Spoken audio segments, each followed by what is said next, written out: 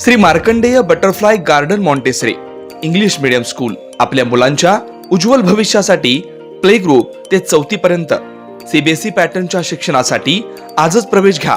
Mobile क्रमांक 8668 34 49 79.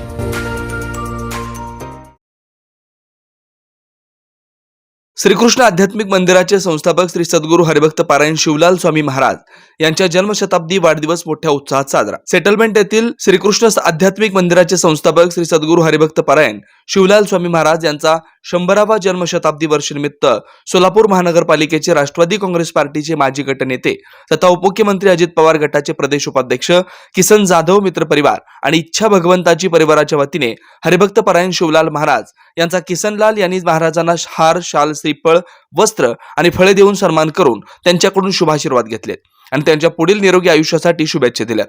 यावेळी उद्धव ठाकरे शिवसेना गटाचे विद्यार्थी सेना जिल्हाध्यक्ष लहू गायकवाड, संतोष उर्फ ऋतिक गायकवाड, सचिन अंगडीकर, हुलगप्पा शाशम, माणिक कांबळे, श्रीपाद करवंदे, रवी तमाचे, सुरेश वाघमारे, सुधाकर बारगजे, प्रभाकर भुसारे आदी उपस्थित होते.